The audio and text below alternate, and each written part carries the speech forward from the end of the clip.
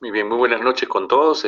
Damos inicio al curso Manejo del Paciente Crítico, que es un curso electivo, como ya les manifesté al grupo anterior, y les agradezco que hayan escogido este curso porque tengan la plena seguridad que eh, hay la intención de que ustedes se vean conceptos prácticos de lo que es el manejo de un paciente que está inestable. Como ustedes comprenderán, hemos tenido que adaptar las clases a la situación real de esta pandemia, de esta cuarentena, que probablemente todavía se mantenga por un tiempo, pero se ha visto la necesidad de optimizar esta forma de capacitación, esta forma de poder entrenar a médicos, como que está haciendo en otra parte del mundo también, mucho más frecuentemente usando las clases virtuales, y la universidad ha hecho un esfuerzo grande para que todos participemos porque había cierta reticencia por un grupo de profesores, creo yo, pero que en general hemos tenido que, nos hemos visto en la necesidad de implementar esta forma de capacitación, de enseñanza, porque me parece bastante interesante también. Indudablemente que no es lo mismo que extender un maniquí, hacer simulación, desfibrilar, eso, pero yo creo que un 80% de las cosas que se discuten, se van a discutir, ustedes van a poderlo aprovechar al máximo. Yeah. Ahí va Lilot Stephanie, ¿está con nosotros o no? Aida Lilot Stephanie, ¿está?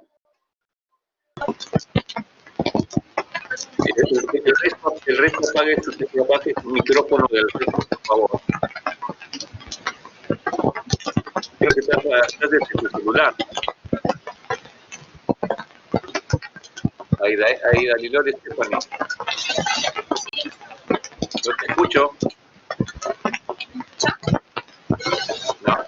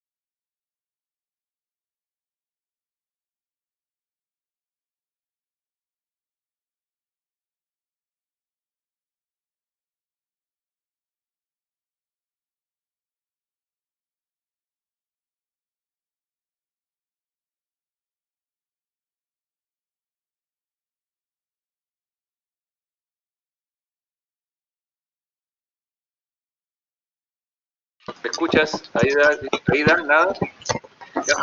Ángela Roncal, por favor.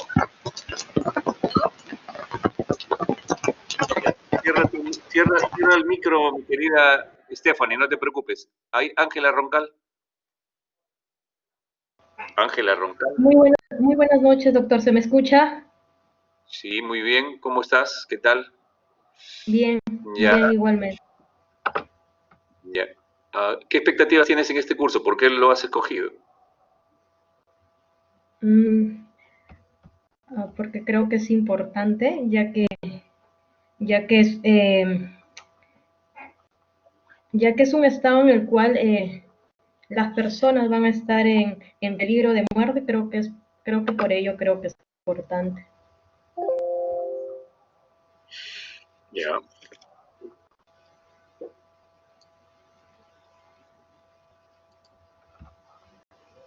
¿Qué dice Brian José Díaz? ¿Qué tal, doctor? Buenas noches. No sé si me escucha. Sí, muy bien. ¿Qué tal, doctor? Buenas noches. Bueno, Hola. con la pregunta que le hizo también a mi compañera, bueno, yo la verdad escogí el curso más que nada me llama bastante el tema de emergencias y desastres y creo que con este curso puedo llenarla de capacidades de repente para poder escoger pacientes o para poder saber qué hacer, ¿no? En un momento dado, en una emergencia o algo así. Muy bien, Brian. ¿Qué dice David Jeffrey Medina? Buenas noches, doctor. ¿Se me escucha? Sí, muy bien.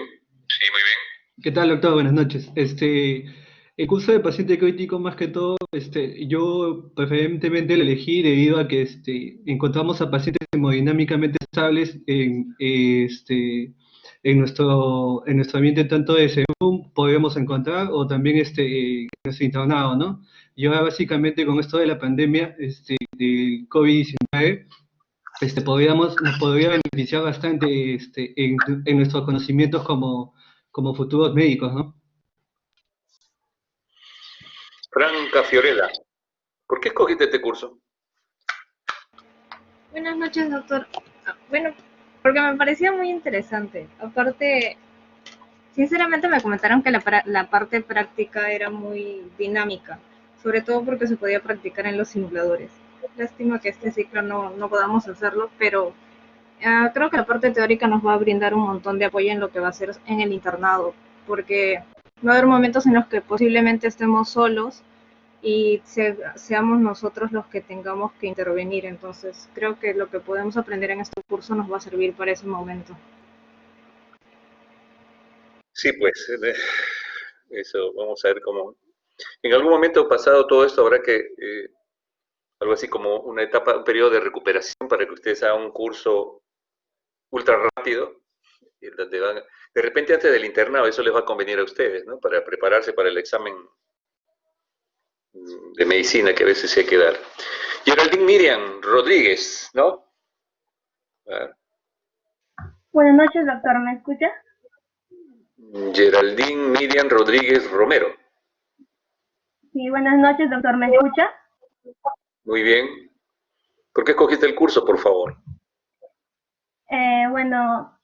Como mis demás compañeros ya lo han dicho, generalmente este curso se abarca más a los pacientes que están hemodinámicamente inestables, sus signos vitales no están estables, entonces son pacientes en estado muy grave. Entonces, creo que este curso más demanda la destreza práctica del alumno, entonces en este caso ayudaría bastante para poder enfrentarnos en diferentes aspectos que más adelante en nuestra carrera nos va a servir. Héctor Ulises Reategui. Hola, buenas ¿Qué tal, noches. doctor? Buenas noches. ¿Qué tal? Bueno, el curso me llamó la atención por el mismo tema de que estoy un poco motivado en lo que es lo que es la medicina intensivista y también por lo que el curso es mucho más dinámico al otro que había visto y bueno, me parece muy importante también el hecho de poder aprender mucho este curso y también el poder practicarlo para estar preparados para en cualquier ocasión. Muy bien. Ulises. Marjorie del Rosario. ¿Qué me dice Marjorie del Rosario? ¿Qué tal? Soy Sí, el doctor buenas Serna, ¿qué tal? noches. Doctor, ¿me escucha? Disculpe. Sí.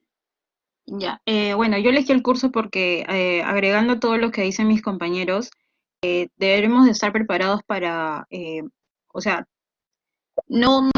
tal vez no vamos a especializar en otras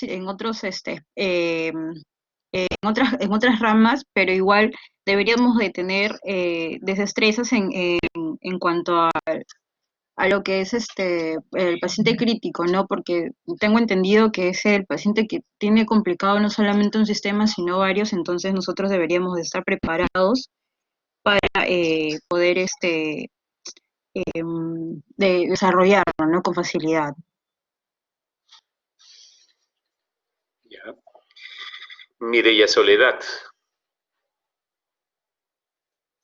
Buenas noches, Mireya doctor. Soledad. No te veo la Bueno, cara, pero a ahí mí... está una sopa. Dime, ya, Mireya, doctor, te escucho. Ya, bueno, para mí el curso, bueno, nos entrega muchas herramientas, ¿no? Para actuar frente a una emergencia. Sabemos que un paciente va a llegar a la emergencia y este paciente puede estar delicado, descompensado y es donde uno tiene que actuar rápido. Entonces, tenemos que tener los conocimientos tanto teóricos y prácticos para poder ayudar en ese momento al paciente, ¿no? Es por eso que a mí, pues, me inclinó mucho escoger este curso. Muy bien, Mireia Soledad. Patricia Vanessa. Buenas noches, ¿qué piensas? Buenas noches, doctor, ¿me escucha? Buenas noches, doctor. Un poquito alejado, pero sí. Pégate un poquito al micro.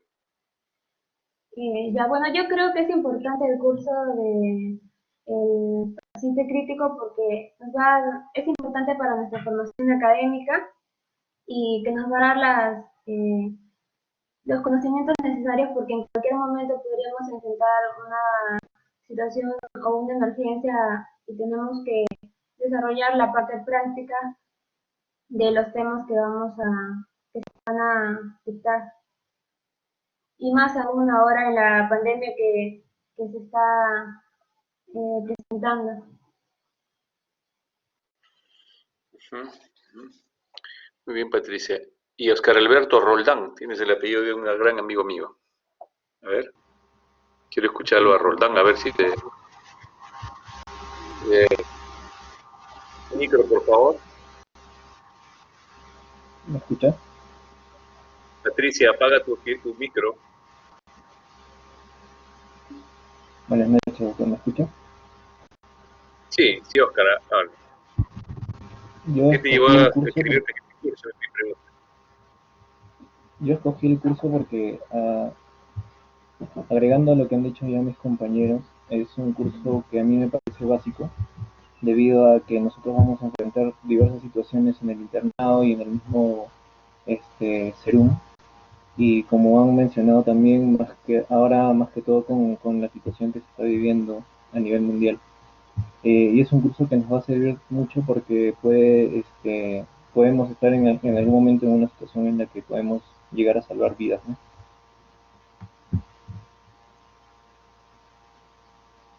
Ya.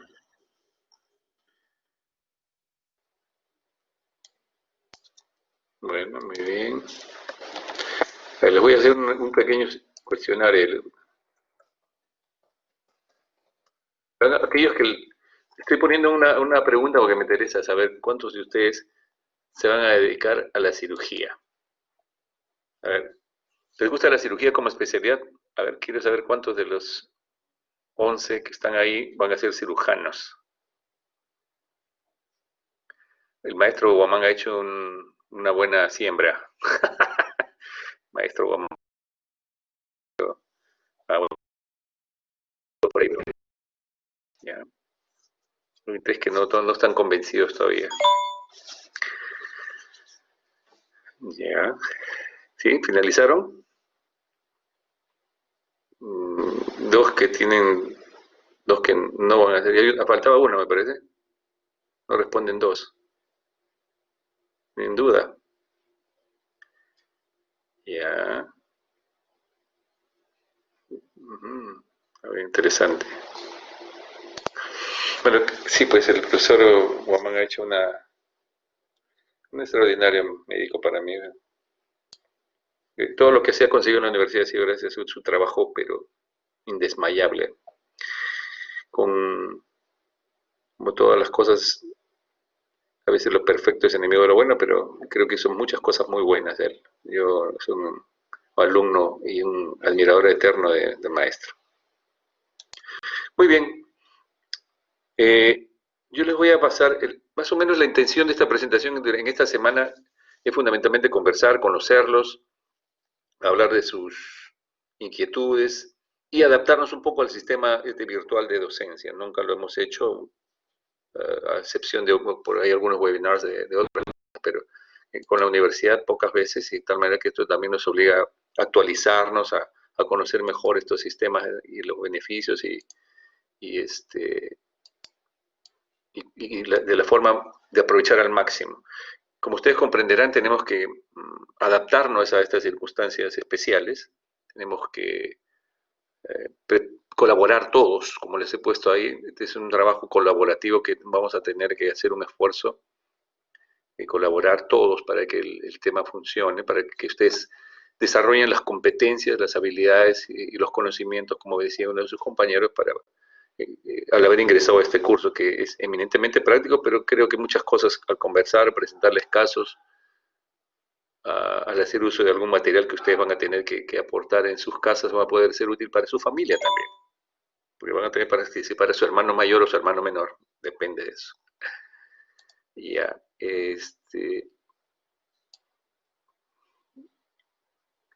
creo que a todos les tomé, sí, les tomé lista, ¿no? 3, 4, 5, 6, 7, 8, 9, 10, 11, perfecto. Ya.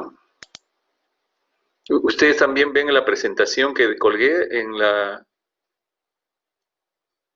¿Ven la presentación que colgué?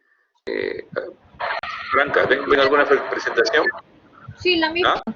que es el uso de Blackboard y el PDF de fisiología cardíaca.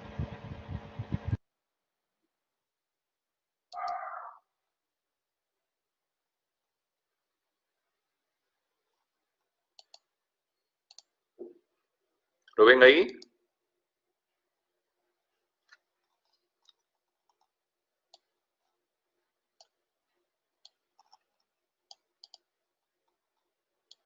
¿Lo ven ustedes ahí?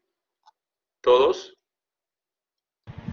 Aquí en nuestra pantalla de Blackboard ahorita no se ve.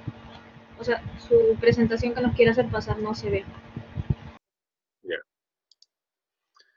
Entonces...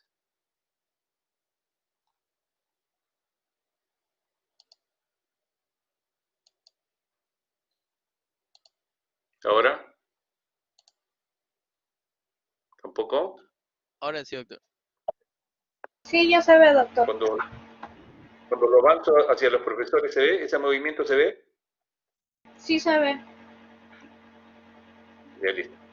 Pues miren, el objetivo de esta presentación es darnos una idea global de la metodología que vamos a usar y sobre cuáles van a ser los objetivos y algunos de los instrumentos que vamos a usar para que ustedes aprovechen al máximo este curso de manejo del paciente crítico.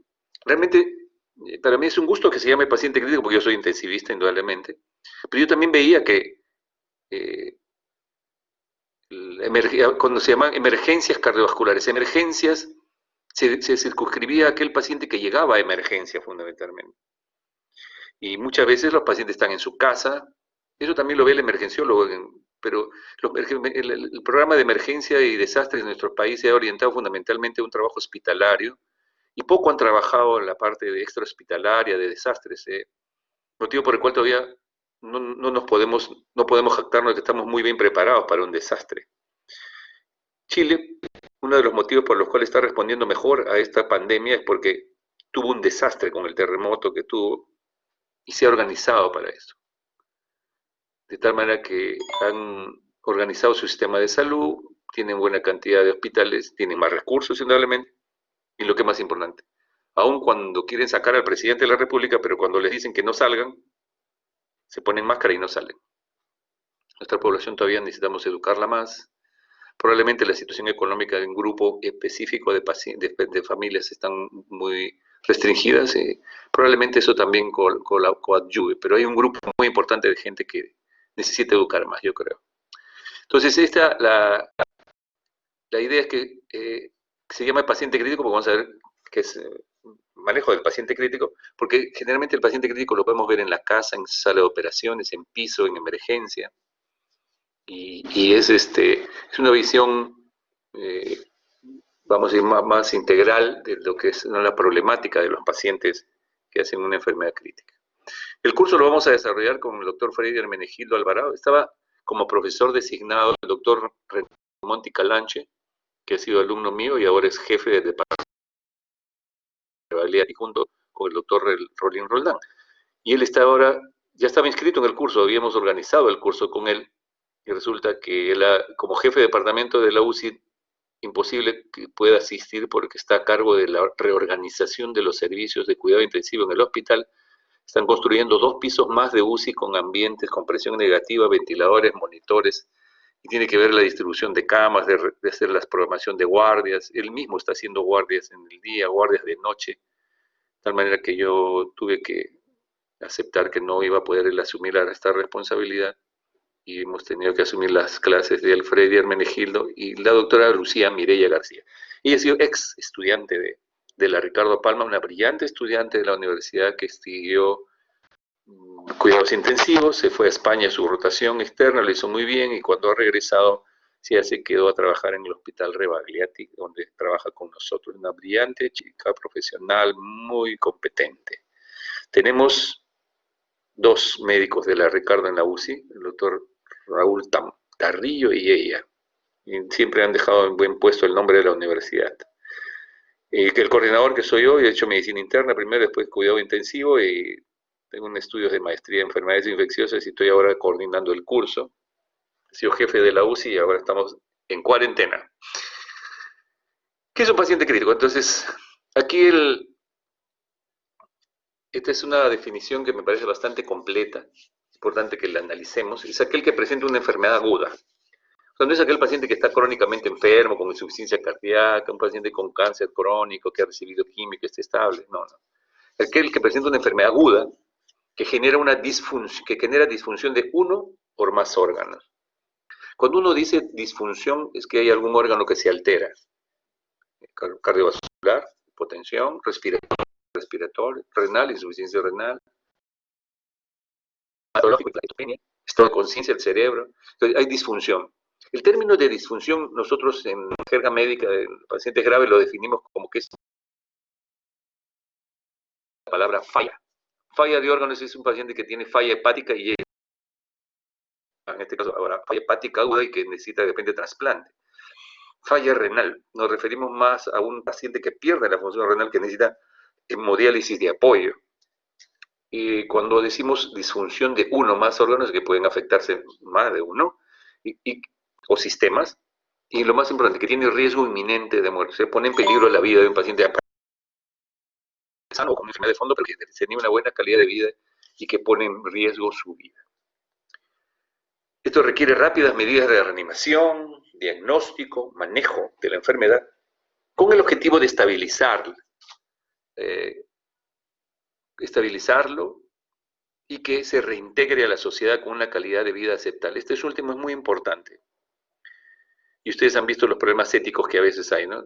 Hemos escuchado hace un rato, mientras almorzaba en la radio, una persona que se quejaba que su abuelito de 98 años estaba con COVID en su casa, que tiene un problema de hemiplegia y que no pueden, y que deberían llevarlo a los edificios de ATE. Bueno, en este caso al edificio del hospital de ATE. Entonces es una situación un poco complicada porque sabemos que la mortalidad de esos pacientes es alta. Aparentemente no estaba con falla respiratoria, pero como lo tenían con COVID, el familiar estaba asustado, me parece. Pero esas son las decisiones que a veces uno tiene que tomar, ¿no? Y eso se va a ir aprendiendo en la medida que ustedes definan bien a qué llamamos calidad de vida aceptable, ¿no? Son problemas éticos que los van a ir conociendo poco a poco.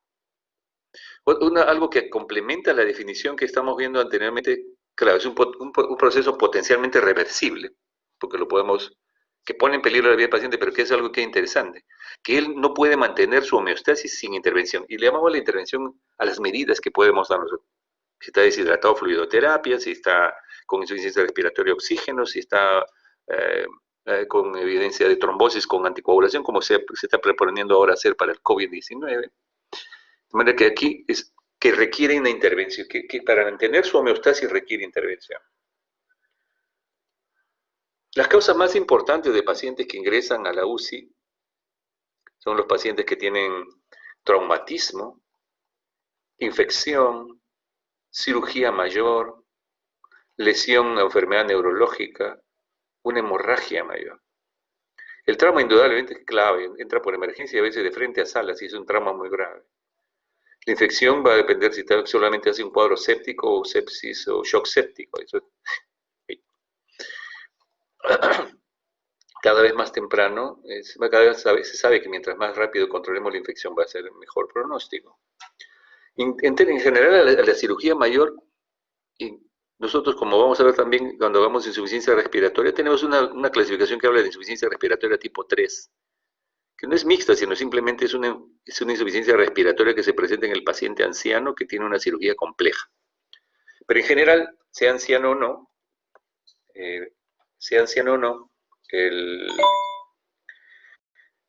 el paciente que tiene una cirugía compleja como por ejemplo un Whipple, donde hay que hacer gastrectomía, resección intestinal, anastomosis terminal, gastroyeyunal, etcétera, dependiendo de la extensión de la resección, generalmente ya los cirujanos se han acostumbrado a hacer interconsulta. Los pacientes con pancreatitis grave también van.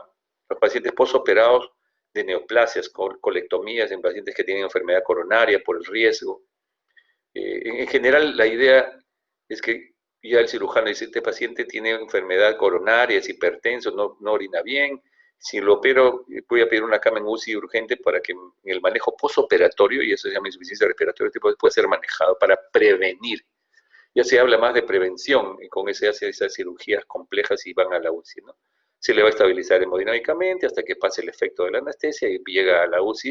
Y en 24, si todo se estabiliza, el cirujano operó bien, se estabiliza la parte hemodinámica, respiratoria, se corrigen los trastornos hidroelectrolíticos y el paciente a las 24, 48 horas va a poder regresar a su piso. Las enfermedades neurológicas también, ya. La enfermedad neurológica, cada vez más los neoplasias se operan, los pacientes que hacen un ACV isquémico cada vez más en los hospitales. Hay comités de enfermedad neurológica para hacer trombolisis para el paciente que hace infartos cerebrales. Dentro de poco, así como en el infarto se hace angioplastía en los hospitales grandes y algunas clínicas, probablemente también los pacientes que hacen un ACV isquémico van a poder ser trombolizados más frecuentemente. Existen ya grupos de trabajo que están elaborando protocolos, que están trabajando este tema. Por lo tanto, esos pacientes que post-procedimiento van a UCI por el riesgo de sangrado para controlar mejor la anticoagulación, que a veces se le tiene que dejar. De igual manera, el grupo de pacientes con hemorragia mayor, este paciente con hemorragia mayor generalmente viene por sangrado, por trauma, herido de bala o por hemorragia digestiva y alta. Les decía al grupo anterior que los gastroenterólogos han avanzado mucho en el manejo de las hemorragias digestivas, por ejemplo. Ellos con sus estudios endoscópicos y con todos los procedimientos y técnicas que hay ahora del punto de vista endoscópico, tanto de endoscopía alta como endoscopía colónica, ellos ya controlan las hemorragias y de 100 pacientes que antes iban 80 a sala de operaciones, ahora realmente puede ser unos 40, 30% nada más, que el endoscopista no puede controlar el sangrado. De tal manera que estos pacientes van a la UCI, pero cada vez con menos frecuencia, y usualmente que en los hospitales grandes hay las unidades de hemorragia digestiva, donde es como una unidad de cuidado intermedio.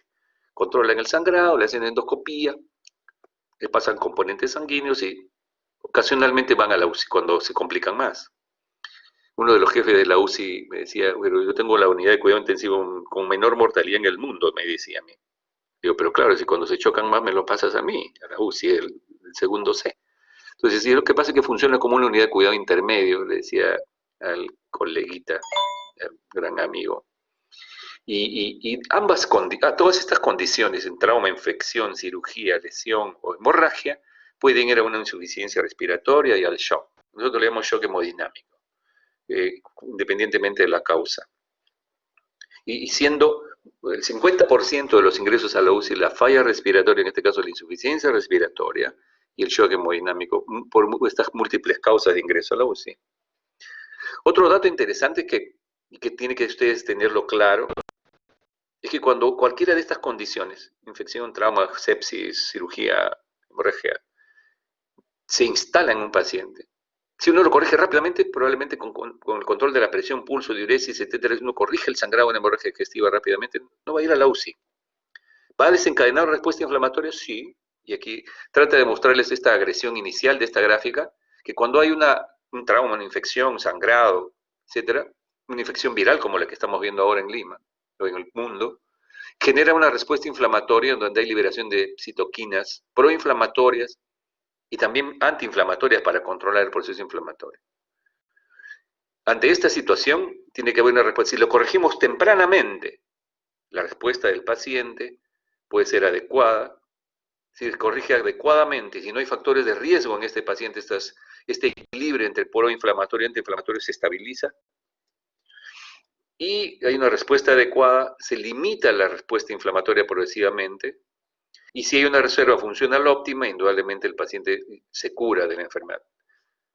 como ocurre en el 80% de los pacientes con COVID-19. Ingresa el virus, da síntomas, en la mayoría, 80% pocos síntomas, o el síntoma más leve, una respuesta inflamatoria, se le da oxígeno si es que necesita, va al hospital, se controla la temperatura, se corrige ese oxígeno y se le hidrata adecuadamente, porque ningún tratamiento ha demostrado que disminuye la enfermedad hasta ahora. Y con esta corrección temprana en este COVID es adecuada y en la mayor parte de pacientes limita su interferón alfa, que es el clave inmunológico para controlar la infección viral, limita la inflamación y se cura. Un problema sucede cuando esa agresión inicial se corrige tardíamente.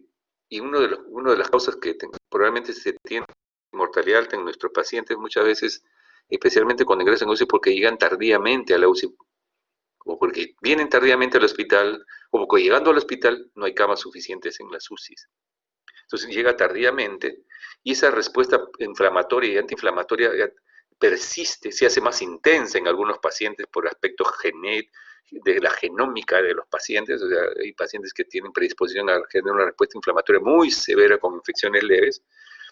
Ustedes ven a veces ancianitos con infecciones por gram negativos, infecciones urinarias, a veces gente joven o mujeres jóvenes con infecciones a vías biliares, que un shock más severo que el anciano. Entonces, mucho depende también de la respuesta inflamatoria individual. Esa corrección tardía hace que esa respuesta sea inadecuada, más respuesta inflamatoria, se presenta en disfunción de órganos. Ya el proceso inflamatorio no se localiza en el foco inicial, sino puede haber un cuadro séptico, ictericia, disfunción renal, un paciente sangra, hace shock, hemorragia, no se controla, hace hepatitis isquémica, insuficiencia renal. Entonces hay disfunción de órganos y se perpetúa generando focos secundarios de proceso inflamatorio y se genera una respuesta, un mecanismo de autoperpetuación de ese proceso inflamatorio, y que a veces, a pesar de que yo le doy el antibiótico adecuado y yo lo opero de un abdomen agudo sacándole y limpiándole la pus, ese proceso inflamatorio se perpetúa, se independiza la respuesta del tratamiento, sigue la inflamación porque ese paciente tiene tiene una reserva funcional inadecuada y porque tiene factores de riesgo, y ese proceso, esa disfunción de órganos se perpetúa, no se estabiliza, no logra controlarse y puede llegar la muerte en esos pacientes. Y es lo que pasa en el 15%, en el 5% que se ha establecido hasta ahora, por lo menos, en los pacientes con COVID. Llegan tarde, tienen diabetes, tienen hipertensión, son obesos mórbidos, y esos pacientes tienen una alta probabilidad de muerte cuando se ingresa este virus, que conocemos muchas cosas desde el punto de vista epidemiológico, pero falta conocer aún más por qué afecta a estos pacientes y a los niños los deja libre. Parece ser que tienen receptores AC2 inmaduros y su sistema inmune no genera tanta respuesta inflamatoria aparentemente como el adulto, pero creo que los receptores son los que juegan ahí un rol importante. El sistema inmune, acá ven ustedes un fagocito, el linfocito, el natural killer, que es parte de la inmunidad innata, y que esta diapositiva trata de mostrarles que esta respuesta inmune ante la infección o entre otros factores no microbianos y microbianos generan, dependiendo de factores genéticos, una respuesta del huésped que al final va a controlar o no controlar la enfermedad. Por eso es que seguramente, les decía yo al grupo anterior, en unos 5 a 10 años, cada uno de nosotros va a poder ir al hospital o a un laboratorio privado y decir, dame mi genoma, a qué gérmenes soy sensible. Y a algunos les va a salir que tienen para la interleuquina 6 anormalmente inflamatoria, y unos toll-like receptor 4 que les va a ser más sensibles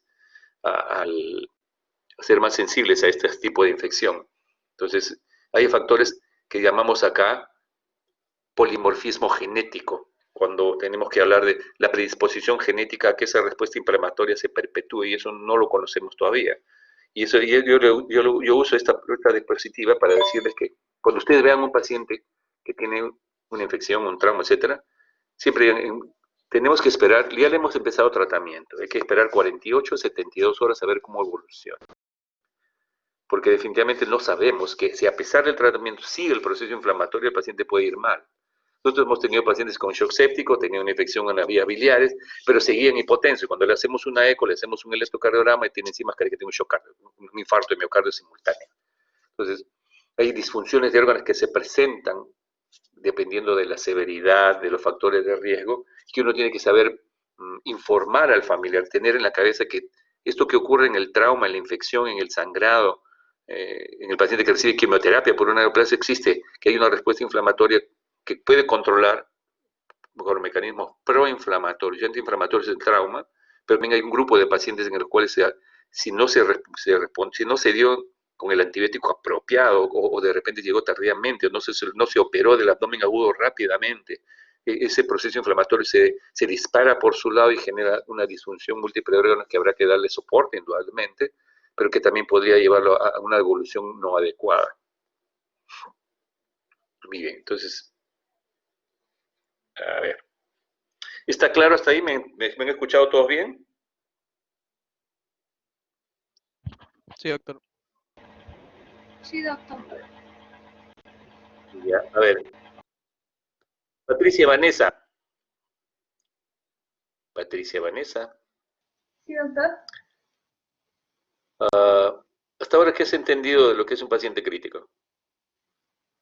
Un paciente crítico generalmente va a tener falla de algunos órganos y por ello, conociendo la fisiopatología de la enfermedad, pueden tomar un mejor tratamiento, una mejor estrategia terapéutica para el paciente.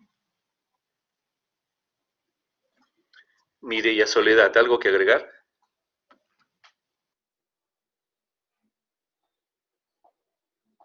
Doctor, ya, que cambiando lo que yo había pensado, que solamente el paciente crítico lo veíamos en emergencias, pues también se ve a un paciente que está en casa o puede estar hospitalizado, ¿no? Y se descompensa.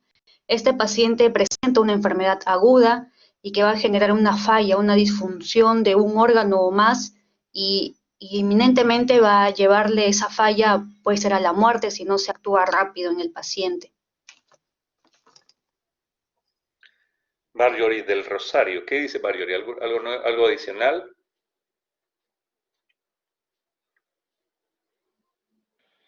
Bueno, que es un proceso agudo, también que mayormente son los pacientes que llegan por una sepsis, por hemorragias, por daño neurológico, y bueno, eso es lo que tengo que agregar, ¿no? Héctor Ulises Rati, ¿algo más? Sí, doctor. Dígame, te escucho. Aparte, bueno, que aparte de traumatismos, también hay lo que son daños neurológicos y también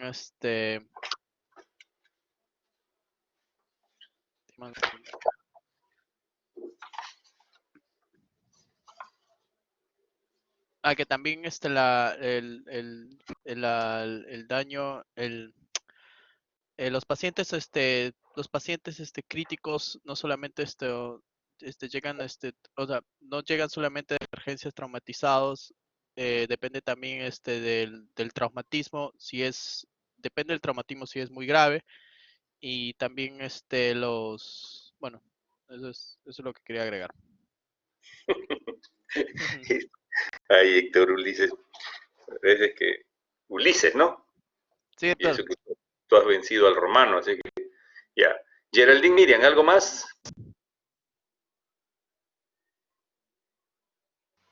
Bueno, como habían mencionado, es un proceso agudo con falla de varios órganos.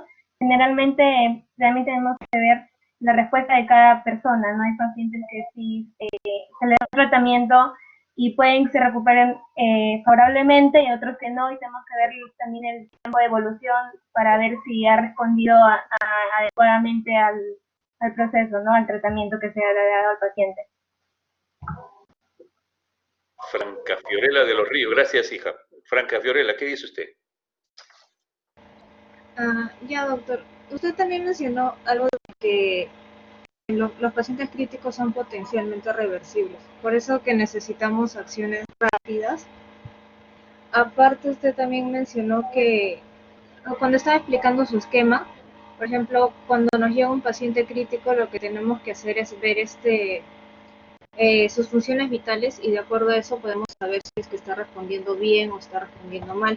Y ya con eso podemos tomar medidas para que se haga una corrección temprana para poder evitar, ¿no? que pueda llegar a lo que es la muerte. Y aparte mencionó lo que eran los polimorfismos genéticos. Muy bien. David Orozco, perdón, David Medina. Ok, doctor, básicamente, como concepto del paciente crítico, lo que yo he podido sacar de sus diapositivas es que son generalmente pacientes que presentan una enfermedad aguda. Esto lleva consigo a que pueden atender de 1 a 2 órganos en una disfunción orgánica, ¿no? Entonces, ¿qué es lo que nosotros tenemos que hacer como médicos? Es intervenir rápidamente en la reanimación y el diagnóstico de esta enfermedad. Aparte de eso, de estabilizarlo, veo la manera de cómo se reintegra el paciente a una calidad de vida estable para posteriormente que el paciente siga su vida, ¿no? Muy bien, David. ¿Qué dice? Ay, a ver. ¿Qué dice Brian José? ¿Está Sí, Brian doctor, o no está bueno, Brian? sí, aquí, doctor. Bueno, aunando a lo que dice Davis, también, bueno, como dijo, ¿no? Es un paciente que presenta una enfermedad aguda, que también va a requerir medidas rápidas de reanimación, diagnóstico y con todo el objetivo para poder estabilizar al paciente y darle una calidad de vida aceptable, ¿no?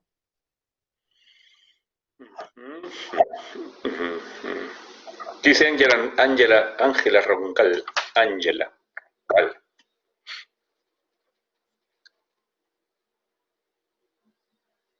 Ángela. Doctor, creo que me parece que tuvo problemas con la conexión porque salía que se estaba reconectando. Debía poner, sí, cliqueabas ahí y te reconectabas. ¿Que no has escuchado nada de la clase? Hola. Soy Franca, sino que le estoy diciendo que Ángela al parecer ha tenido problemas con su conexión porque se veía que ella estaba tratando de reconectar. Sí, y Geraldine está escribiendo que puso, mi compañera está teniendo problemas.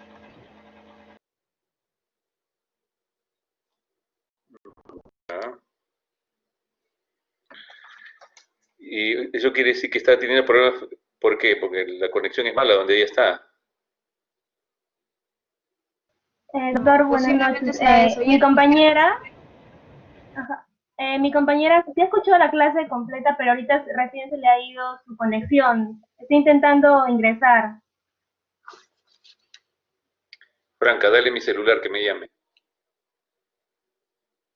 A ver. Ya, doctor, ahora se lo... Bueno, pero es que si tiene problemas, para eso existe la manito que me dicen. Ya estudió. Ya entró de nuevo. Ya ingresó. Por eso tiene la manito donde ustedes tienen que decir, tengo problemas con la conexión y me avisan ustedes y me detengo. Doctor, Ángela ya se conectó. Ángela está conectada.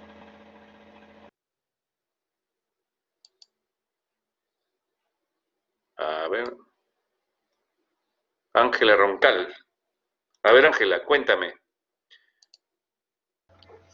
Doctor, buenas noches, se me acaba de ir la señal. ¿Qué preguntó? Disculpe. Pero has escuchado toda la clase. Sí, pero pensé que había hecho una pregunta específica. Sí, he hecho una pregunta. La pregunta era, ¿cómo conceptualizas tú el paciente crítico de todo lo que he conversado?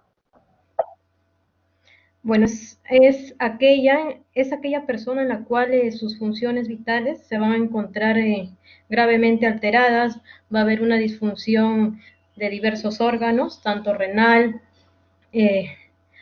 vamos también a encontrar a veces a pacientes si vienen por una hemorragia con una inestabilidad hemodinámica y tenemos que actuar, ¿no?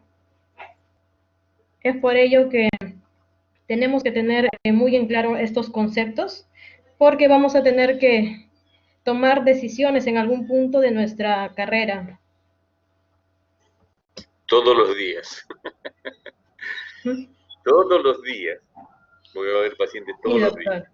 Ya, muy bien, Ángela. Aida, de Verdi. A ver.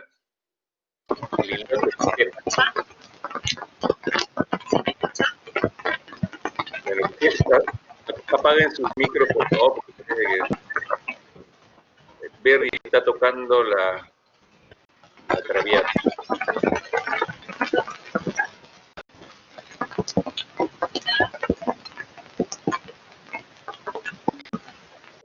¿Algún problema, Aida? Sí, doctor.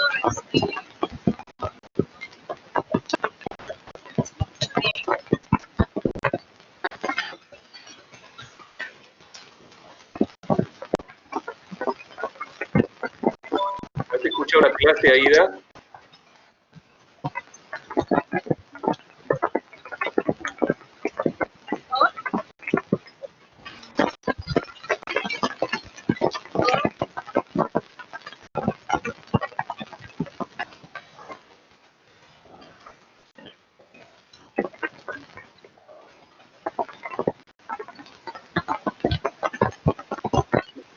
Bueno, ya, Aida, nos estaba preguntando, si tuvieras que decir en 2 palabras qué has entendido de la primera parte de lo que es un paciente crítico, ¿cuáles serían las frases más importantes de lo que he mencionado?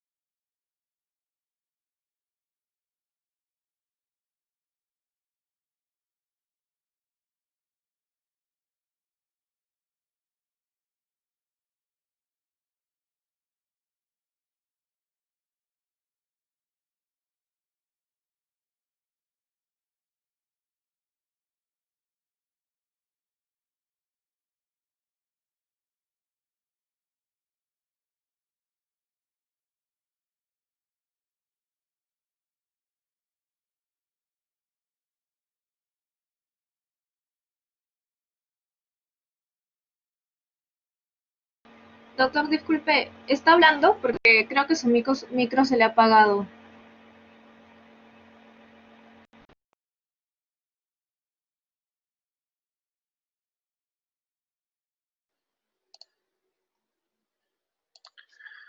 ¿Ahora ya? ¿Listo? Sí, ahora sí se ¿Me escucha. escuchan? Sí.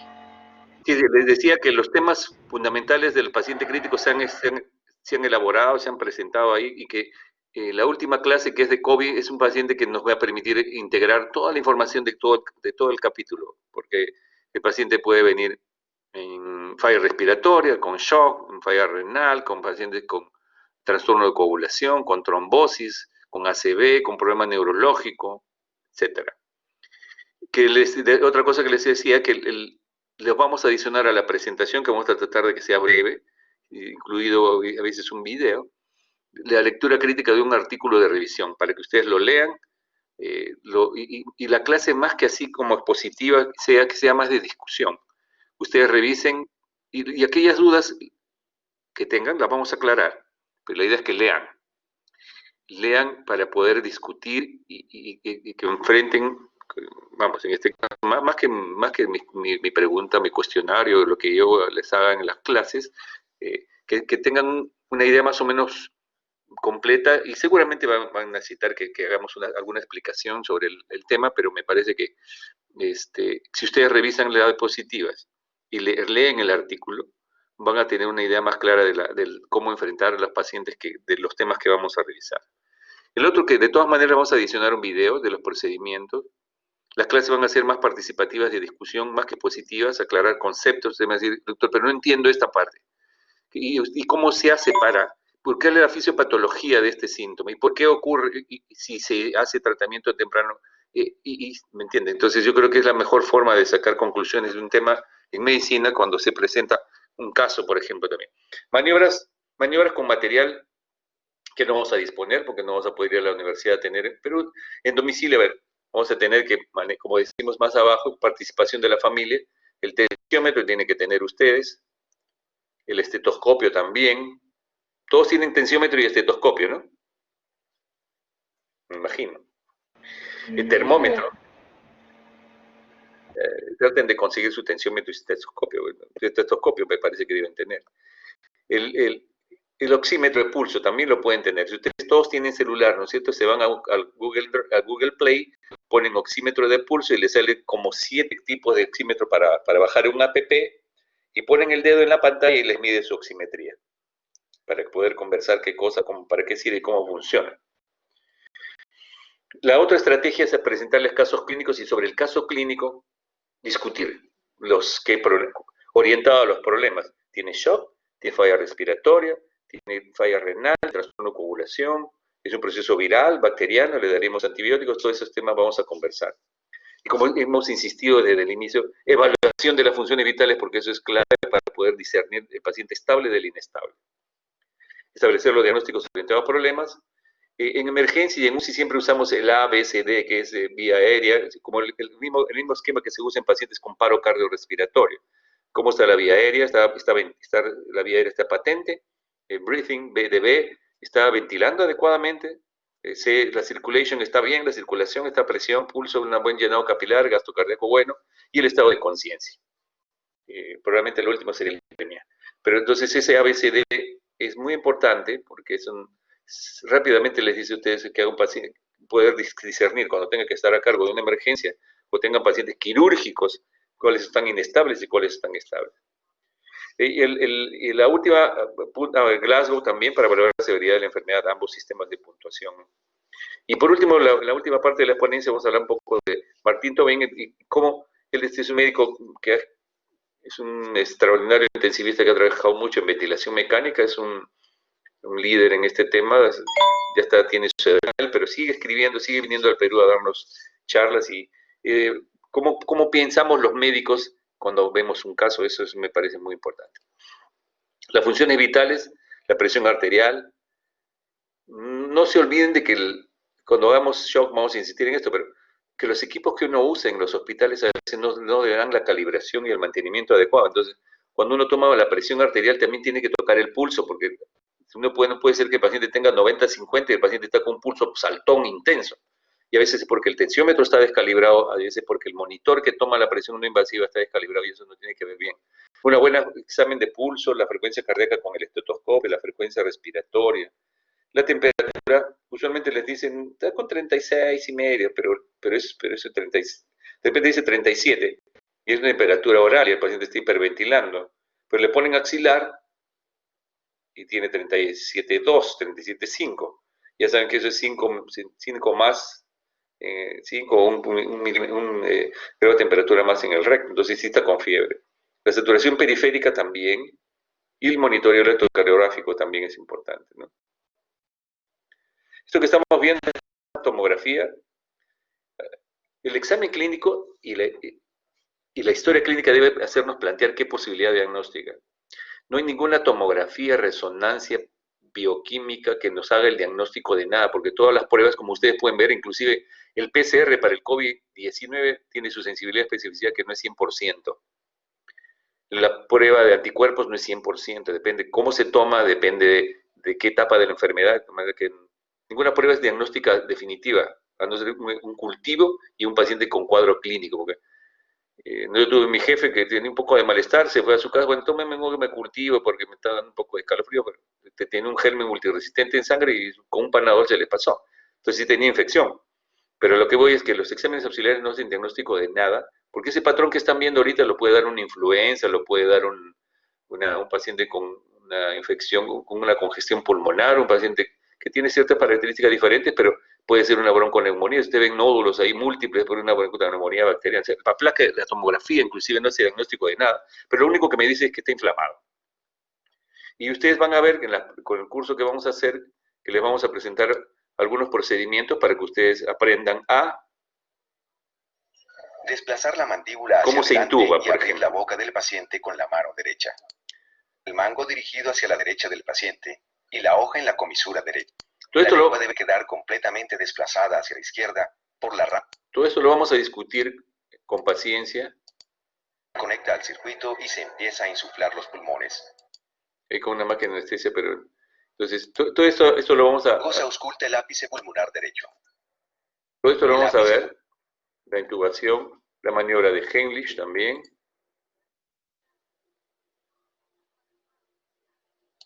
Para prevenir la asfixia cuando se bloquean las vías respiratorias de una persona demasiado pesada para respirar. Maniobras exitosas. Controla para ver si ha recuperado la respiración normal. Entonces, cuando hagamos obstrucción de vía aérea, las maniobras, le vamos a dar video. Vamos a hacer para qué sirven los monitores que vemos en emergencia. Cuántos parámetros hay que controlar, cómo se enciende, cómo se apaga, cómo se toma la presión no invasiva. Qué cosas son todas esas ondas que uno ve en los monitores. Pulso, ¿no? Ese es el electrocardiograma, esta es la frecuencia respiratoria. ¿Y para qué sirve? Eso lo vamos a ver en la práctica, con videos, que me parece que vamos por lo menos a hablarles un poco de lo que es el manejo de las trombos y las trombosis arteriales y venosas.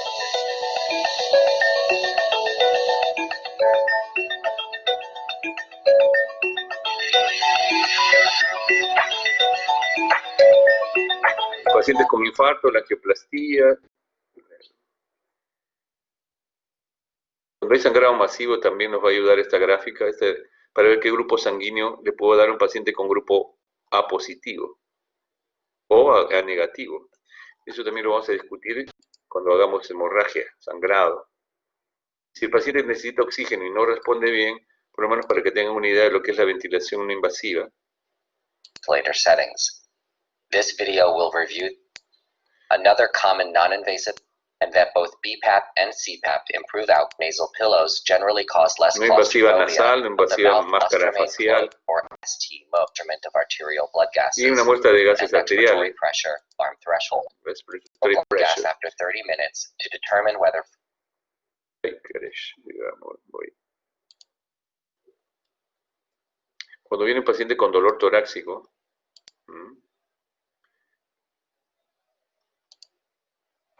a ver, This is a video in clinical medicine from the New England Journal of Medicine. a ver. Ah, Héctor, Ulises, Sí, doctor. si alguien viene con dolor torácico, ¿cuáles son las posibilidades?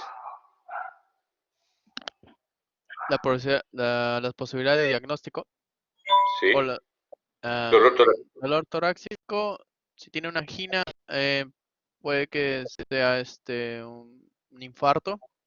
Ya. El otro también puede ser que tenga alguna lesión en la parte costal, algún Ya. traumatismo. También puede ser eh, mm, puede que también sea un edema pulmonar. Ya. A ver, ahí nomás. A ver, ahí Dalilo, ¿te está escuchando? Ahí Dalilo Stephanie. ¿Me escuchas? Sí. Mal tu conexión entonces. Ya, déjalo ahí nomás. No te preocupes, vamos. Sigamos viendo. Quería ver que estaba funcionando o no. Entonces, este es un video que trata de mostrarle el monitoreo de un paciente con un infarto de miocardio. A ver. Patient on the basis of ECG data, the clinician El should EKG. enlist the help of more seasoned clinicians when appropriate. Alcohol wipes eyes the appearance of artifacts ¿Cómo se toma el conform to the EKG? color. For patients with a pacemaker, you may need to select settings Colocación de un specific to marcapaso. the pacemaker to decrease the possibility unprecautions used by motion can also cause artifacts. To minimize the occurrence of artifacts, place the electrodes on areas where there is minimal muscle movement, such as on the torso near the limbs. Esta última parte de la presentación, me gustaría que le tomen atención porque creo que se tiene que volver a cambiar los paradigmas de la medicina moderna, hemoglobina, hematografía, bioquímica, enzimas cardíacas, EKG, eco, tomografía, resonancia, y al final no hacen el diagnóstico. Entonces, este es un artículo que nos muestra un profesional que es el doctor Martín Tobin. Es un investigador que muy reconocido en la medicina crítica, ha escrito muchos libros de ventilación mecánica y es un filósofo. Este es un último artículo que escribió en el 2019. Vean que Clinic Chest Medicine sigue escribiendo, sigue produciendo y sigue haciendo pensar a los médicos que tenemos que trabajar mejor.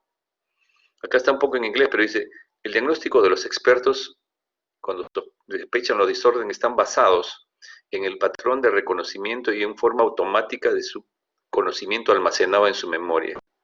Los expertos hacen decisiones basadas en su intuición, más que un razonamiento analítico consciente. Intuición es el fruto de años de aprendizaje de libros, razonamiento analítico y práctica clínica. Este es el doctor Martín Tobin. Estamos ahí con él en un curso que tuvimos suerte de participar también.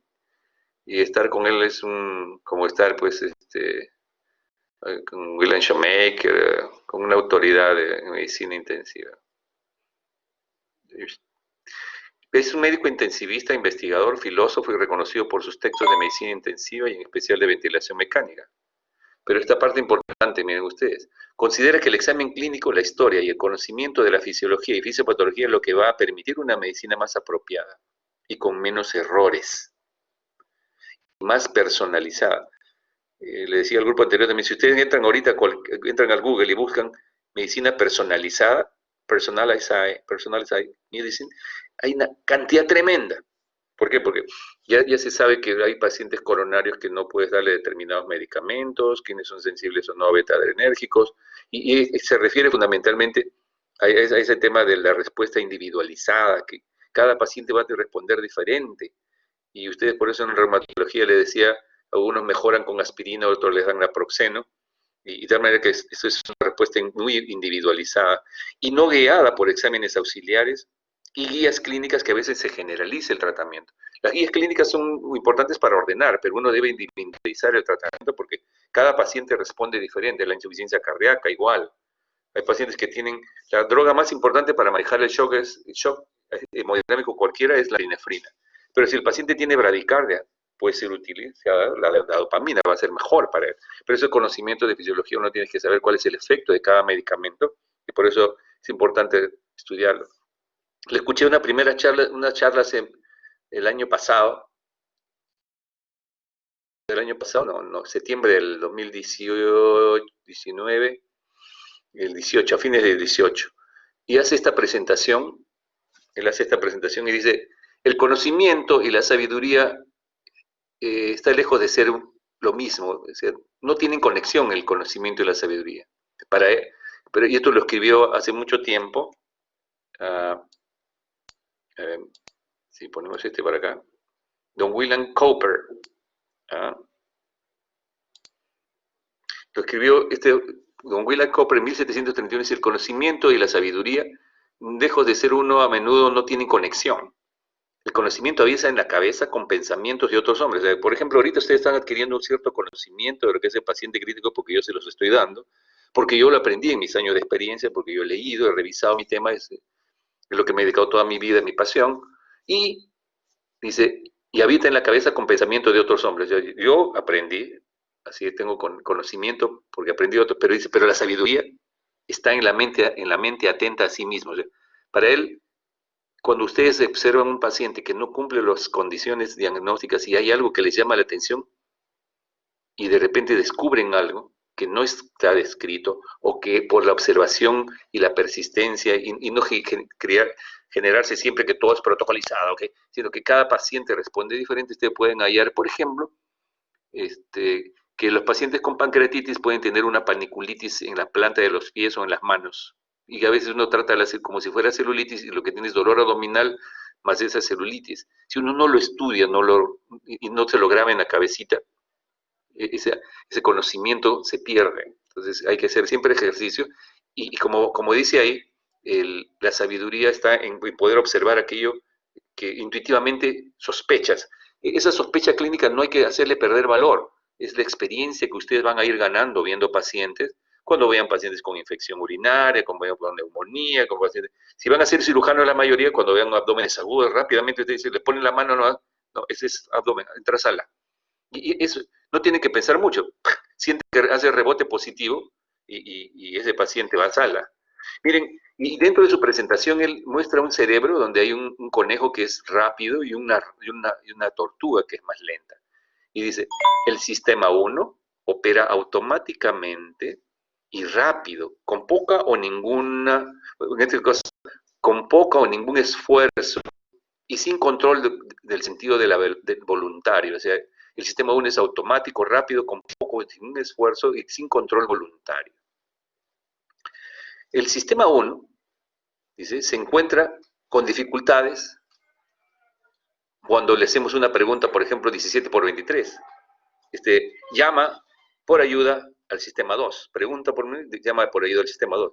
¿Cuál es el sistema 2? El sistema 2 es un sistema esencial para las tareas que involucran comparación, elección, un razonamiento ordenado. Es más, la visión de es ser fría, analizar fríamente las cosas en forma lógica y analítica.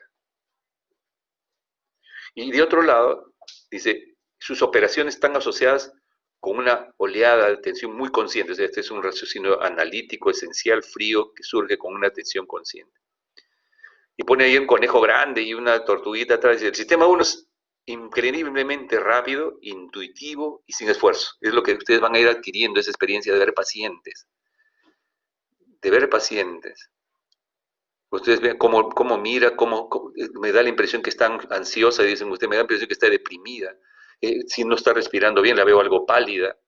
Y esos son datos muy importantes que hay que valorar. O sea, no lo pierdan, no desperdicien esa capacidad de observar a la gente y decir, mira cómo está caminando, no es el movimiento coordinado de los brazos, debe estar tomando antipsicóticos, por ejemplo. Entonces, el sistema 2 es un trabajo lento, de formación de juicios, basado en un pensamiento consciente y racional deductivo. El gran error, dicen los doctores, pensamos que empleamos mayormente el sistema 2, pero realmente todos los humanos usamos el sistema 1, que es más propenso a errores para la mayoría de nuestras actividades. es muy probable que usemos, él nos dice, y él no lo propone porque a él se le ocurre. Hay un ganador de premio Nobel y dos psicólogos, neuropsicólogos muy importantes que han analizado esto, cómo piensa el médico, y más o menos concluyen que tenemos un sistema rápido y un sistema lento en el sistema nervioso cuando analizamos como médicos para llegar a un análisis de los pacientes. Y no solamente eso, sino, por ejemplo, acá ustedes ven que el mismo doctor está analizando y coloca el dedo para ver si el cuerpo del esternocleidomastoideo se contrae o no, si está haciendo esfuerzo para hacer una insuficiencia respiratoria, si contrae los músculos accesorios. Ahora casi nadie le toca los músculos, al contrario, mientras menos se toca mejor, dicen nada. Y los cirujanos tienen que aprender a que no se puede perder el examen del paciente, mirarlo, si está bien, no. La inspección de la fosa supraesternal para ver si está respirando bien, esa profundización habla de la severidad de la insuficiencia respiratoria. Y con la colocación del dedo acá, si el cartílago tiroides se mueve, si está lateralizado para una telectasia, etc. Él con esta COVID-19 ha escrito un artículo muy interesante. Dice, si el paciente tiene una hipoxemia oculta y aparentemente viene respirando tranquilo o respirando medianamente bien, ustedes tienen que examinar si hay contracción de los músculos intercostales, si hay contracción de los esternocleidomastoideos. Y si hay gran esfuerzo respiratorio, ese paciente hay que hospitalizarlo, observarlo, porque puede necesitar ventilador. Entonces, él no solamente eso, sino dice, hay que observar los espacios intercostales para juzgar la presencia de esa depresión inspiratoria de los espacios intercostales cuando hay gran trabajo respiratorio, porque les informaré que ese esfuerzo respiratorio grande que hace el paciente cuando está inflamado y no lo corregimos, lesiona el pulmón. Eso se llama spontaneous, en este caso una injuria pulmonar por la respiración espontánea. Eso, detectarlo, habla de la severidad del problema, y aquí uno tiene que además observar si hay un movimiento paradojal de las costillas durante la inspiración, que significa que el diafragma, especialmente de las inferiores, está en desventaja y está aplanado y no puede respirar adecuadamente. Un paciente con ilio por eso no respira bien, un paciente con EPOC tiene los diafragmas horizontalizados y por eso no hay una buena contracción. Entonces no podemos dejar de perder eso que esto está haciendo el doctor en 2019, porque es Y algo que es importante, que es clínico, dice, hay que estar respirando subrepticiamente al paciente. ¿Estará simulando o no ese paciente que hace polipnia? Entonces, inclusive hace recordar es de que a veces los pacientes simulan y están pensando que el paciente tiene problemas graves cuando lo que tiene es un problema neuropsiquiátrico de repente, ¿no? Y miren, esta observación que él hizo ha planteado, porque los que han hecho investigación con el COVID-19, realmente tiene una lesión pulmonar muy particular. Aparentemente el pulmón no está tan lesionado al principio, al final ya hace un edema pulmonar no cardiogénico común distrés. Pero este análisis clínico que él hace, estas estrategias para el COVID-19 severo, dice, algunas simulan, las presentaciones simulan un edema pulmonar de la altura, en oposición al distrés respiratorio. O sea, no cumple todos los criterios del distrés. Para algunos cumple algunos criterios de edema pulmonar de la altura. Y los nuevos tratamientos en las guías de este COVID, dice que el objetivo, como antes decíamos, debe mantener una saturación de 90 o más. Ellos dicen que ahora piden menos de 90, porque como hay hipoxemia oculta y lo tolera, no vamos a intubar a todo el paciente que tiene hipoxemia. Habrá que evaluar el trabajo respiratorio, si el paciente está reteniendo CO2, una serie. Pero nuevamente, el examen minucioso clínico, él ha establecido que hay que evaluarlo antes de meterlo a máquina. Tampoco tardíamente. A las primeras evidencias de que ese trabajo respiratorio es importante, a máquina. Por lo tanto, tenemos que evaluar la función respiratoria, la fisiología. Si responden a fluidos los pacientes que hacen hipotensión, porque la sobrecarga de fluidos cuando el paciente está hinchado, con quemosis, con gran edema de miembros superiores e inferiores, también es deleteria. Y que tenga un gasto cardíaco adecuado. Miren ustedes, las presiones de llenado, el llenado capilar, la presión arterial, la perfusión cutánea, el estado mental, todos estos son datos clínicos. El lactato en sangre sí es una prueba que uno pide en el laboratorio. La frecuencia cardíaca es otro dato clínico.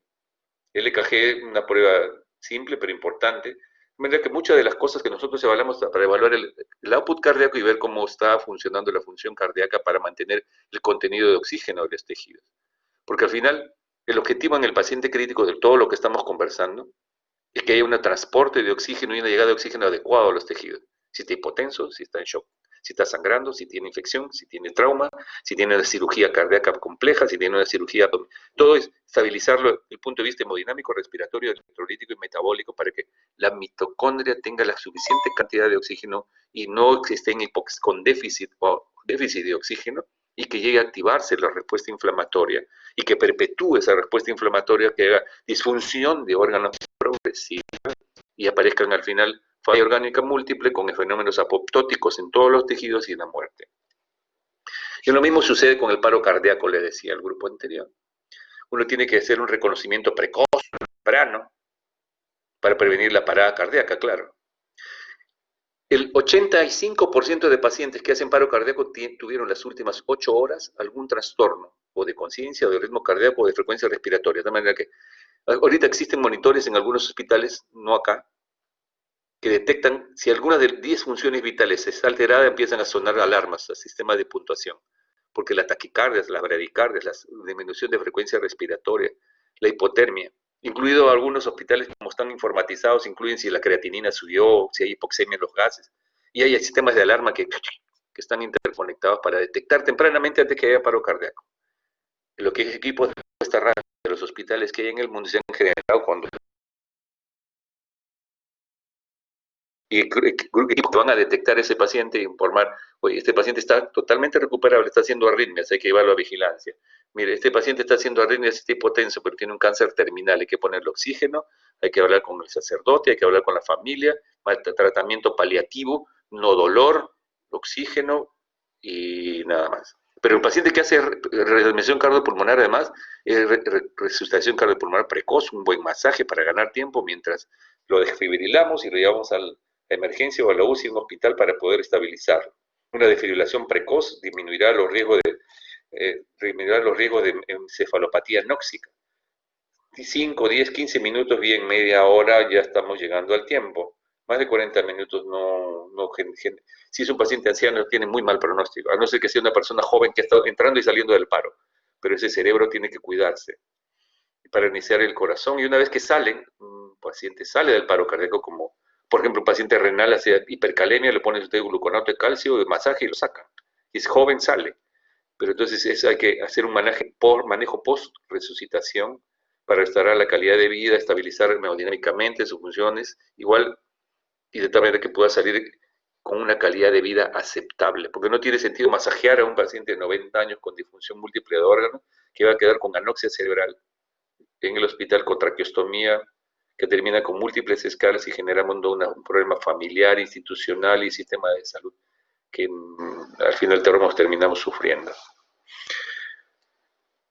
Muchas gracias. Más o menos esa es la presentación que tenía para ustedes.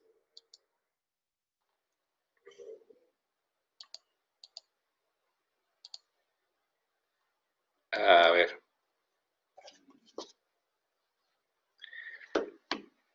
A ver, mi querido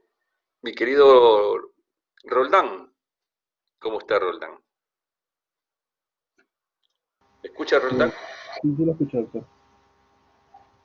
A ver, ¿qué es la última parte que le permite reflexionar de esta última parte de la presentación? En cuanto a los pacientes a los casos que usted presentó, en realidad en otros países, como usted dice, hay como que en los hospitales presentan un equipamiento mucho más sofisticado, ¿no? Donde no es necesario, por ejemplo, para medir la creatinina en un paciente, estar tomando el examen cada 12 horas, cada 8 horas. Entonces, solamente con un sistema monitorizado y bien avanzado ya se puede monitorizar bien al paciente. Pero el mensaje es que las funciones vitales siguen siendo útiles, ¿ah? Claro, siempre. Informatizado, pero si usted tiene un médico bien motivado, yo siempre digo, el cuidado intensivo simplemente es una unidad que ahorra recursos humanos, pero si tenemos un médico bien motivado que le toma la presión arterial cada 5 minutos, funciona mejor que el monitor, porque el monitor puede estar descalibrado. Y además, le va a hablar al paciente, no lo va a hacer el tratamiento. La parte de humanización también es muy importante, contacto con el paciente, decirle que tan buena es su actitud para recuperarse como imipenem cada 8 horas.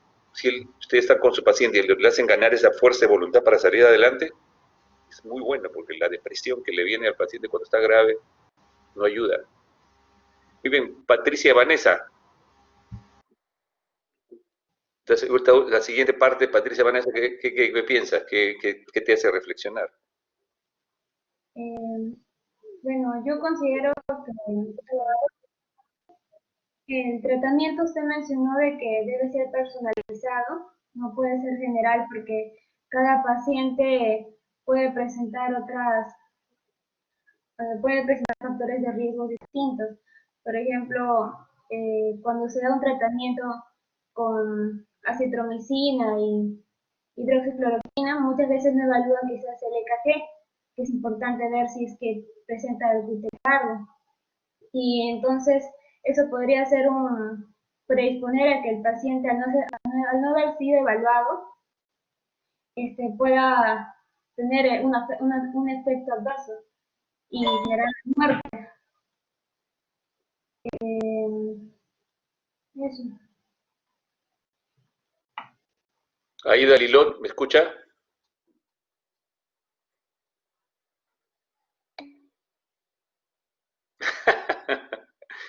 Ya, muy bien.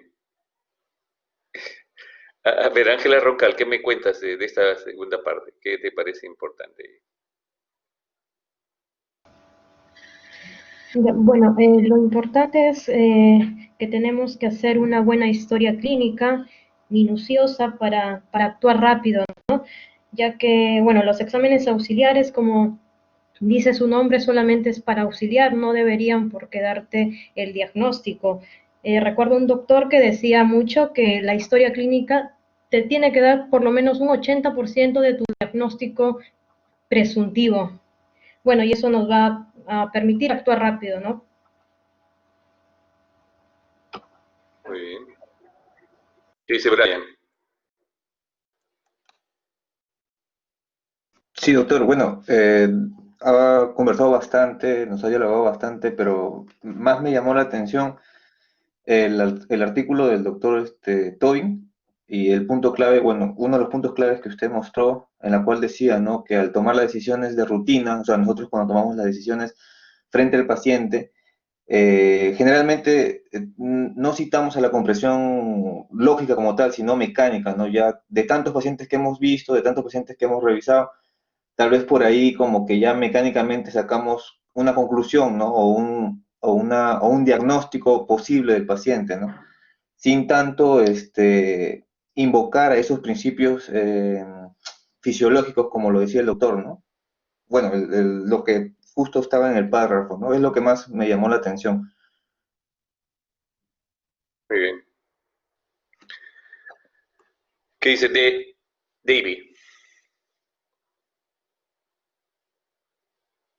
¿Qué dice Davey? Ya, doctor, con lo que pude escuchar, bueno, de su posición en la Sí, doctor, sí pude, algunas capas que no. Lo que pasa es que yo más rescato del doctor Toyn, esas en que él habla de lo que es de la historia clínica, de la fisiología y de la fisiopatología, que sumado todo esto nos podría dar una medicina apropiada. Y también habla del sistema 1 y el sistema 2, en el que el sistema 1 es donde nosotros tenemos una acción rápida, intuitiva y sin esfuerzo, y ese es generalmente lo que nos conduce a mayores errores. Y el sistema 2 es un sistema de razonamiento analítico lento y que nos da una formación juiciosa. Y bueno, básicamente eso. Muy bien, muy bien. ¿Qué dice Franca? Lo que me llamó la atención también fue lo que comentaba David acerca del pensamiento 1 y el 2, pero sobre todo cuando lo enfocamos a nuestras acciones, porque de repente por como comentaban, por haber tenido tantos pacientes, a veces uno actúa rápido y pueda que esa no sea la mejor decisión que estemos tomando para el paciente. Creo que a veces es necesario darse un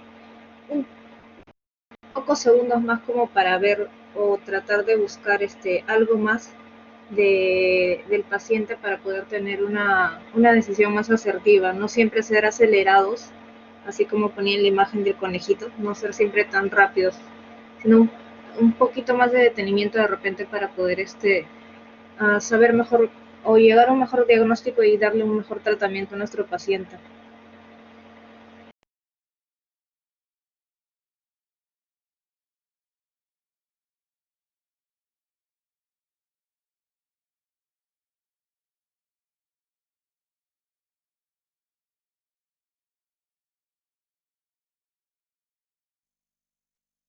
No se le logra escuchar, doctor. Sí, Héctor Ulises, a ver, ¿algún aporte? A mí me pregunta. Ya, doctor. Bueno, el tema que usted nos ha explicado, lo que yo resalté aquí es que la clínica es muy, muy importante. Como por ejemplo lo que usted explicó de palpar el músculo esternocleidomastoideo para ver si hay un esfuerzo respiratorio. Hay que, mejor dicho, observar al paciente y ver si realmente necesita ventilación mecánica. También hay muchas cosas que hay que ver. Es muy importante ver lo que es el llenado capilar, ver ciertos parámetros como la presión arterial. También es importante ver el lactato en sangre, como usted dijo. Y bueno, aparte de eso, también saber muy bien los pasos, que son cuando hay una emergencia o un paro cardíaco. Hay que hacer un reconocimiento precoz, lo que es el RCP para poder ganar tiempo. Y bueno, desfibrilador no podemos tener al alcance en ese momento de la emergencia, simplemente es esperar a que cuando alguien ya llamó a emergencias, a la ambulancia, ahí recién tenemos lo que es la desfibrilación. Y bueno, también el cuidado post resucitación, mejor dicho, después que hemos auxiliado al paciente. Ya. Marjorie, ¿algo que agregar? Sí, doctor. A mí lo que me llamó la atención fue la medicina personalizada, que, o sea, no todos los pacientes cumplen con el mismo patrón de diagnóstico para ciertas enfermedades y que junto a la fisiología y fisiopatología, sumado a la capacidad de observar las personas, se puede llegar a un diagnóstico más acertado y también de esta manera a un mejor tratamiento. También no solamente se debe usar, por ejemplo, instrumentos como estetoscopios o tensiómetros, sino que también uno debe de revisar al paciente, tocarlo, observarlo, para así de esta manera llegar a un buen diagnóstico, ¿no? Como ya lo mencioné. Bien. Claro. Es una parte, es más, en una parte de lo que escribe el profesor Tomás dice, uno tiene que palparlo al paciente para descubrir qué hay debajo del subcutáneo, que tiene oculto. Entonces, tratando de decir que siempre la evaluación, los exámenes son útiles, indudablemente, no quiero decir que no sean necesarios, pero primero examinar, hacer una buena historia, y creo que esa es una lección, porque, por ejemplo, casi todas las guías que ustedes van a revisar y que han revisado, se han hecho con medicina basada en la evidencia. ¿Qué dice medicina basada en la evidencia? Que tienen que ser estudios randomizados, doble ciego, controlados, y desgraciadamente hemos ido aprendiendo que ese grupo de pacientes que se estudia, que pueden ser 100, 100, 500, 500, 1000, 1000, cuando se hace una investigación, no son los pacientes que nosotros vemos todos los días. Porque a un paciente le pasa su visita, le va en la mañana, le deja su indicación y si son cirujanos lo evolucionan, se van a su casa, operan toda la tarde, de repente regresan al día siguiente y luego otra vez. En cambio, el paciente que se investiga se está cada 6 horas, cada 4 horas sacándole análisis, dándole el antibiótico, cómo están los cultivos. O sea, es un paciente excesivamente controlado que se escapa del paciente real. Por lo tanto, los estudios randomizados, doblecidos, controlados tienen su utilidad, pero tienen ciertos sesgos que es el sesgo del investigador, que quiere demostrar que realmente lo que está haciendo es correcto. Y por otro lado, tienes el otro extremo que ahorita está lo que es la Big Data. O sea, hay mucha gente que dice que esos estudios de 300, 1000, 1500 no son tan útiles, hay que hacer Big Data. Y hay toda una fiebre por encontrar, por hacer grandes, casi que ustedes revisen ahora, revisión de hipertensión arterial, 10.000 pacientes, 20.000 pacientes todo el año de 2019 y 2020, 30.000, 40.000 pacientes. Big data, o sea, grandes, no van a permitir, mientras más, como sucede ahora con las pruebas para el diagnóstico del COVID, mientras más pruebas, más real va a ser. Es cierto, puede ser útil, pero de igual manera es un estudio de masas en donde no valoras tú la respuesta individual. ¿Qué porcentaje de esa gran masa responde al tratamiento y se dio homogéneamente el tratamiento? Entonces, todavía, gracias a Dios, no se pierde la visión del tratamiento individualizado. Y eso es bueno. O sea, ambas cosas hay que utilizarlas, pero siempre examinando, haciendo buena historia y viendo cómo responde el paciente. Y ese es más o menos el objetivo de la presentación de hoy día. Y le voy a hacer un pequeño cuestionario. A ver, contesten.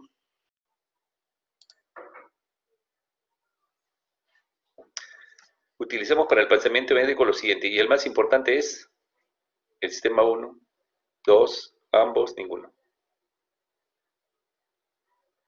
Contesten, por favor, marquen con su puntero ahí.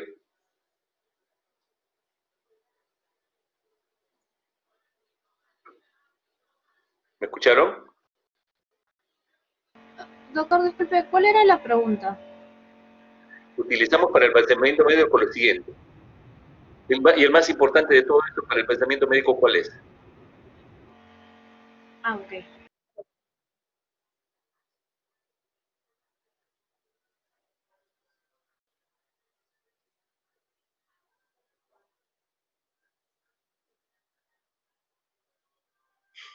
¿No está clara la pregunta? Hola. Doctor, no hay manera de cómo seleccionar ni apretando Doctor, pasa que no se puede marcar. No se puede, doctor. No se puede ¿Perdón? marcar opción. ¿Por qué? A ver.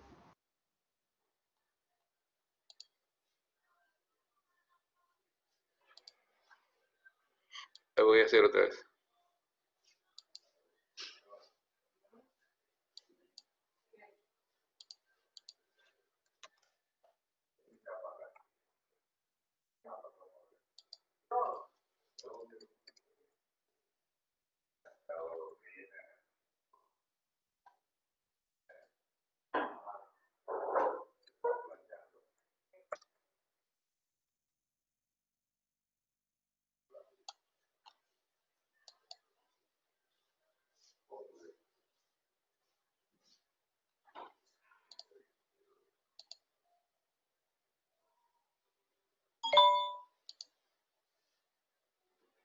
Por un motivo, parece que se puede hacer un solo...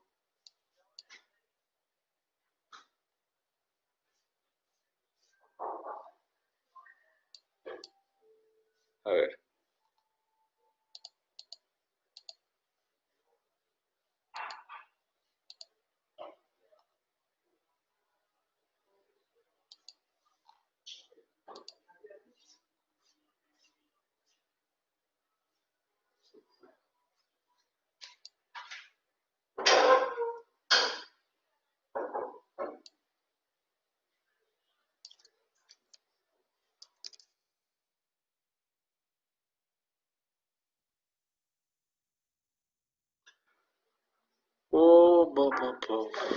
A ver.